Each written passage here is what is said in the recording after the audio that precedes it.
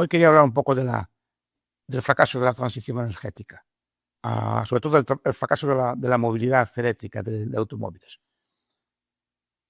No sé si comenté en alguna ocasión que el socialismo fracasó en su momento por problemas de cálculo económico y por fracaso de la planificación. Al planificar sin precios y sin costes y beneficios, es muy difícil la coordinación entre sectores y sobre todo la coordinación intertemporal entre los sectores. Es decir, los sectores están mal coordinados en el espacio y están mal coordinados en el tiempo. En el sentido de que, por ejemplo, podemos fabricar muchos zapatos, pero si no fabricamos el número de cordones suficientes, no tenemos bien.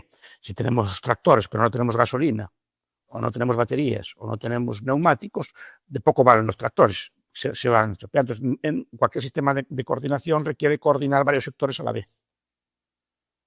El automóvil eléctrico necesita primero producir automóviles eléctricos, cosa que más o menos pues, se puede hacer, aunque, repito, no se va a hacer insisto, no se va a hacer en Europa, muy probablemente no se haga en Europa, porque las fábricas de automóviles europeas no están diseñadas desde el principio para fabricar automóviles eléctricos, sino para fabricar automóviles de combustión. Y eso requiere una transición, tanto de las plantas como del personal que se adapta a ellas, que se puede hacer, pero lleva tiempo. Y tienes que competir con unas industrias que ya están creadas desde cero para producir automóviles eléctricos. Entonces, el primer problema es ese. Pero bueno, supongamos que los automóviles eléctricos se pueden hacer.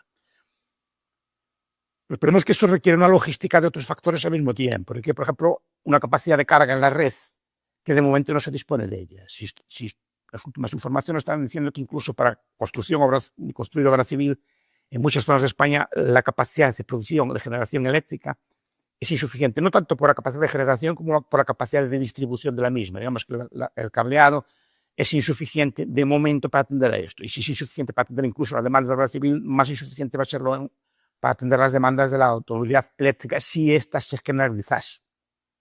Entonces, pues claro, porque si una cosa puede ser automóviles eléctricos, pues después los automóviles eléctricos tienen que tener una capacidad de carga relativamente rápida para funcionar. Y esto es lo que nos está dando. Aparte que es una industria que aún no tiene capacidad de producir masivamente todos los automóviles que se necesita por falta de materias primas, litio, fábricas de baterías adecuadas, etc. Que eso teóricamente se puede solventar, pero seguramente no en el plazo que se está diciendo, porque los planificadores centrales de la Unión Europea, el Gosplan europeo, puso unas fechas inamovibles, si tienen en cuenta que el mero hecho de poner una fecha altera sustancialmente todo el proceso de producción para adelante, pero también para atrás. En el sentido de que, por ejemplo, se abandonan inversiones ya en investigación sobre el motor de combustión, y en unas facultades de ingeniería muy probablemente se empieza pues, a reducir el peso pues, del estudio en ese tipo de motores. Se empieza, por ejemplo, las refinerías empiezan a abandonar sus capacidades, digamos, a medida que se van agotando. ¿En qué sentido? Que si tengo una máquina de refino y se acaba, pues se envejece o se destruye o se deteriora, no voy a comprar una nueva para reponerla. ¿Cómo voy a comprar una nueva para reponerla si en unos años tengo que dejar de refinar?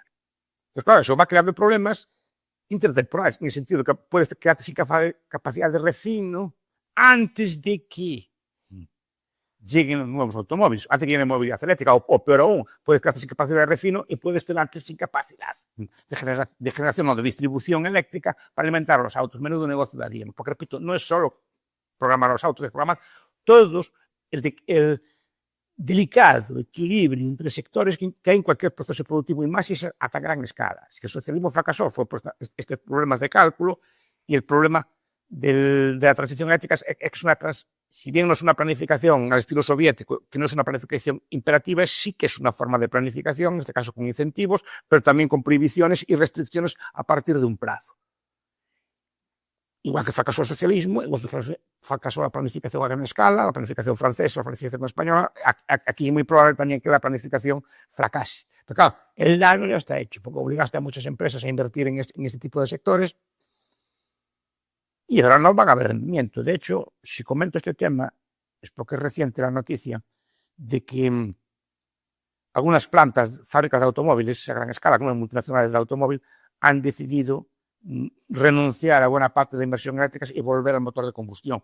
Prefirieron asumir los costes hundidos o perdidos de haber invertido en esta en este tipo de energía o en este tipo de forma de movilidad antes que perderlo todo. Entonces, ese es el primer síntoma. Cuando yo veo que las empresas del automóvil, muchas de ellas grandes multinacionales, deciden volver al motor de combustión, dice que los mercados están diciendo, los mercados son los consumidores están diciendo que esta solución propuesta por la Unión Europea no les convence de todo, no están dispuestos a adquirir en la medida posible ese tipo de automóviles y están mandando las señales al mercado de que o bien hacen otro tipo de automóviles o bien no venden automóviles. No es que venden eléctricos, es que no venden ninguno, porque muchas personas deciden seguir como el antiguo, retrasando los plazos. Entonces, ese es el primer indicador que podemos ver en la economía. Y después, en el nivel europeo también veo que empiezan a ablandar, digamos, los requisitos. Ya empezaron este año con algunos requisitos de emisiones, ya empezaron, digamos, relajándolos, retrasando un año o dos, que no parece que vayan muy en serio con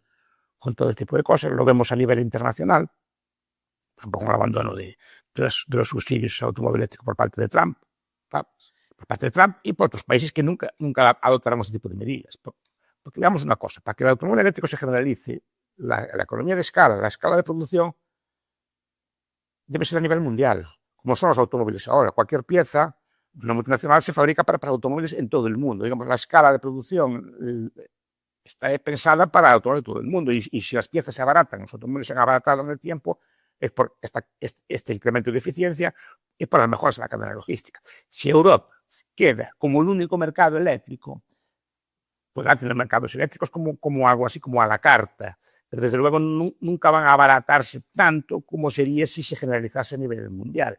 Entonces va a tener problemas serios de adaptación, y si los restos de países del mundo, empezando por América, que son los grandes países productores y consumidores de automóviles, deciden no adoptar esta tecnología, Europa va a sufrir tanto para exportar como que no va a encontrar, digamos, la misma disponibilidad de bienes que se encontraría en otras circunstancias. Y la Unión Europea, esto más o menos lo está leyendo, está empezando a ver cómo sale de esta. Porque salir de esta no es tan fácil, ¿no? Es que hiciste unas proclamas, que ibas a cambiar, electrificar, etcétera. No es tan fácil cambiar esto sin quedar muy mal, sobre todo los gobiernos como el español que están muy involucrados en esto. ¿Y por qué esto va a ir cediendo? Por otro hecho curioso que se dio estos días, como es la entrada del auto en Checoslovaquia. El auto es un partido creado solo para automovilistas. Es un partido pues, próximo a posturas de derecha dura, digamos, ¿no? Muy capitalista, muy liberal, etc. Y se asoció con el partido victorioso de las elecciones checas, el partido de los señores Václavic. Porque hace falta en su coalición de gobierno, pero es un partido sin liso, o sea, de un asunto solo. Es decir, que es un partido solo para defender a los automóviles, solo para combatir la agenda de movilidad eléctrica. Y eso es práctico. Un partido se presenta a elecciones solo con esa bandera, ya dice mucho, y que saque muy buena representación. O sea, no quedó a cero, quedó como muy buen resultado. Claro, si un partido de estos entra en el gobierno, es fácil que condicione las políticas del gobierno, porque el presidente checo ya primero no es muy partidario de estas agendas. Segundo, si por encima un partido le presiona en este estilo, la tendencia es a que presione en Europa pues, para retrasar, vetar o lo que pueda hacer para este tipo de medidas, porque los checos o cualquier país tienen poder de veto, tienen poder de negociación, tienen un montón de cosas. Además, la industria automovilística checa es relativamente potente. Tiene plantas de producción allí, no está especialmente interesada en este tipo de agendas verdes. Por tanto, estos dos hitos, dos síntomas, la entrada en el gobierno de este tipo de partidos, cuidado, que se puede generalizar. O mejor dicho, no hay que generalizarse. Si ve que este tipo de propuestas tiene éxito, es muy probable que partidos en otros sitios la adopten. Porque ve que eso tiene rendimiento electoral. No tiene por qué ser necesariamente un partido exclusivo para esto, pero otro tipo de fuerzas pueden ver que ahí hay mercado y empezar a introducir ese tipo de agendas en la agenda política. Por tanto, dificultando la tarea de la Unión Europea en implantar estas medidas. Muchas de estas medidas fueron hechas en su momento por consenso, en el sentido de que nadie las discutió. A todo el mundo le pareció muy bien esta agenda verde, descarbonizada, pensando que no iba a llevar nunca. Este tipo de cosas quedan bien, como acabar el hambre en el mundo, acabar con la esclavitud, etc. ¿no? Son campañas muy buenas, que todo el mundo estamos obviamente a favor, pero que no están concretadas en nada. El problema es cuando se empiezan a concretar y empiezan a afectar a sectores concretos. Entonces, hay sectores concretos que se empiezan a movilizar y empiezan a ralentizar este tipo de medidas. Por tanto, si hacemos estos casos próximos, sobre todo también el abandono de inversiones de las empresas automovilísticas, yo creo que la agenda de transición energética, en sentido de movilidad, yo le veo un futuro bastante penoso, por lo menos a medio plazo. No digo que esos automóviles en el futuro, si se mejoran o puedan persistir, pero a corto plazo, en el plazo que está dando la Unión, yo apostaría yo que no.